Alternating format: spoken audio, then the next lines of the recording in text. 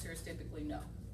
So I tend to think of the quote by Albert Einstein. It says, we're all geniuses, but if we judge a fish on its ability to climb a tree, it'll live its life thinking that it's stupid. And so we have certain students that come into our district with certain experiences that don't represent the current curriculum, and they live their lives thinking that they're failures and that they're stupid, when what we can do as teachers and administrators and staff is to modify our curriculum to make it work for those students. Not to lower the level or the standards of the curriculum, but to modify that and create alternatives so that every student has fair game.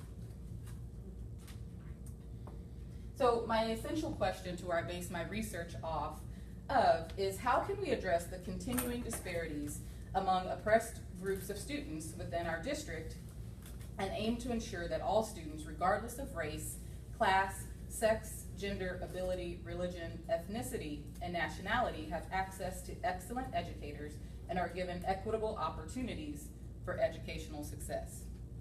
So our district is growing, and with that, students are coming from multiple backgrounds and experiences. And as teachers, we need to know how to work with those particular students. We hate to think that we come into the classroom with our own biases, but we do. It's just natural.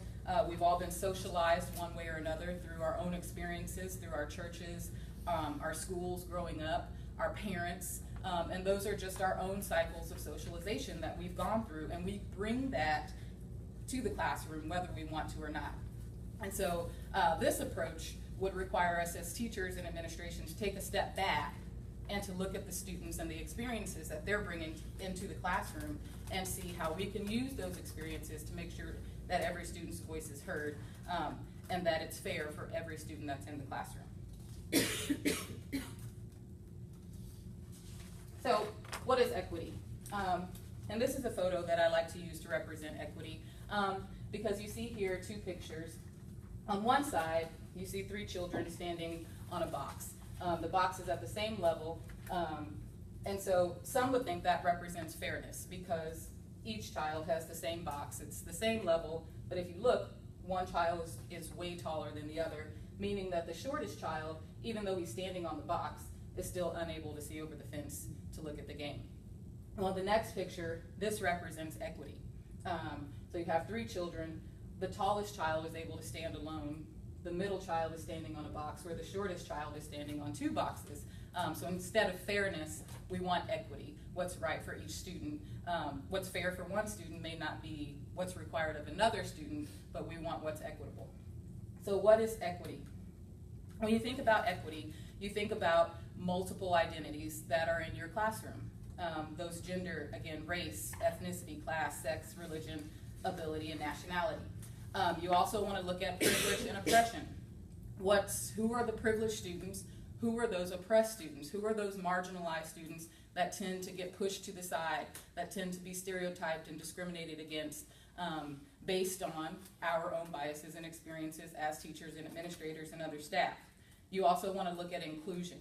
How can we include everyone and put everyone on the same table? So just some basic district data. For Columbia Public Schools, we have, as of 2015, an enrollment of 17,267 students. 6,931.7 of those students receive either free or reduced lunch. 878 of those students are Asian. 3,480 of those students are Black. 1,050 of those students are Hispanic. 61 are Native American. 1,013 of those students identify as multiracial, and 10,785 are white. So there's disproportionate data of minorities receiving referrals, and we heard a little bit about that from ATOP. Free and reduced lunch numbers, expanded policies on exclusiveness, there's a growing number of ELL and refugee students, and then a growing number of students with mental health needs as well as other IEP needs. And so we want to be able to, as a district, identify these students, where they're coming from, with their background, with their experiences, and be able to help them to make this data not disproportionate.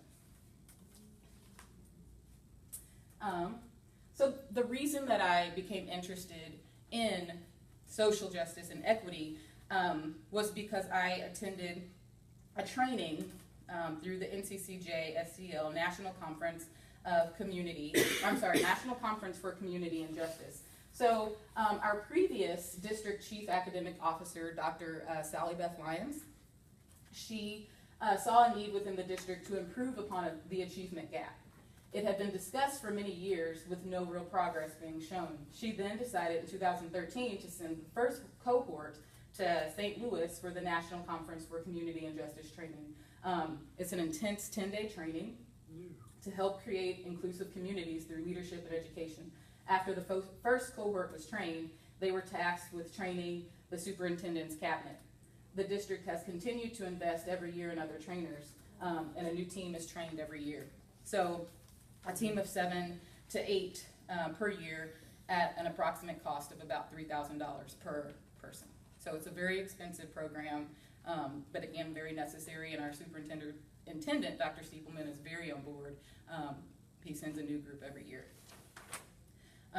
So basically with that training, once you become a certified trainer, it's our job to go into the different buildings in the district and facilitate and train other teachers. And so the focus this year will be elementary. All the elementary buildings will be going in as equity trainers and talking to teachers and staff and administrators on building inclusive classrooms and social justice. So what does research say? The first way to promote social justice in the classroom is to create a community of consciousness. The environment ensures that students' voices, opinions, and ideas are valued and respected by teachers and peers.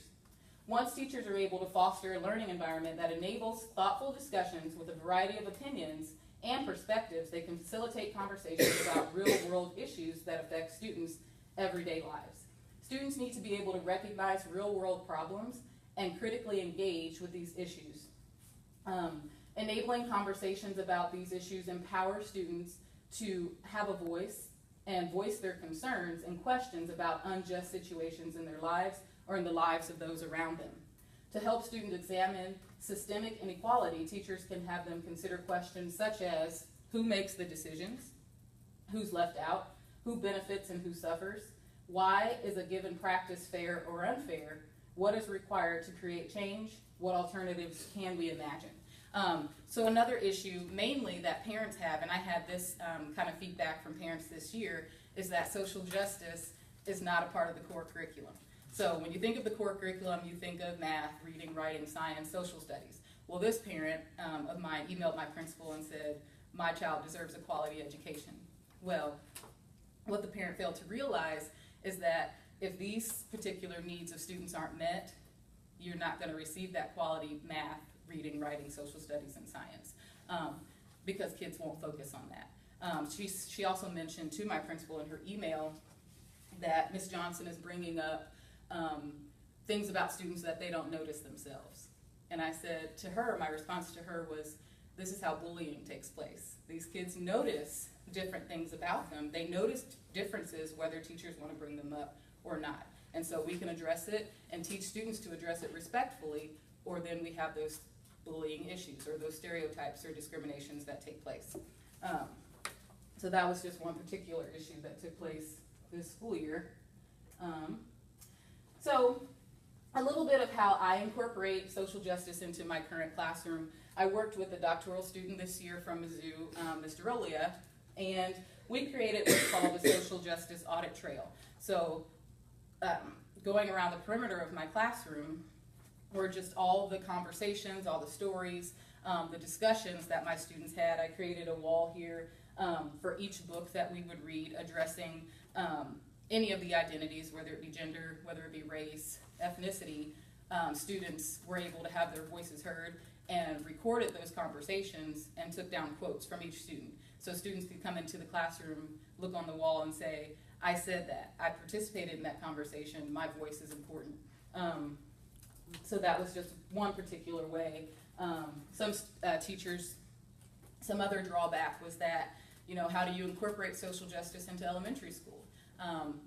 Through children's literature, through having those simple conversations. Of course, you're going to modify the conversations that you have with your students. I've been able to discuss the Concerned Student 1950 that took place in Mizzou a few months ago. I've been able to discuss situations of Ferguson and things of that nature. But of course, you have to modify those conversations, let parents know you're having those conversations so you don't have that kind of drawback there. So current steps that we are taking to make this a reality, making equity a requirement for first year teacher training. So Dr. Stiepelman is kind of heading this part of the vision, I guess, that I have here. He is making it a requirement for first year teachers. Previously it was third year teachers. So now as they come into the district as a part of their mentorship program, they will be required to kind of undergo equity requirements. So current equity trainers will facilitate trainings in each elementary school building this year, beginning fall 2016, facilitating trainings from members at the health department. We're currently doing that now. Partnering with community members. There's an actual social justice program here in Columbia, DAP, Diversity Awareness Program, and so we're doing a lot of partnership with them. And then partnering with MAC Scholars and other student organizations to include that student voices are heard. Additional suggestions. Working with district curriculum coordinators to integrate themes of social justice and equity, working with buildings to add culturally relevant texts to book rooms and libraries.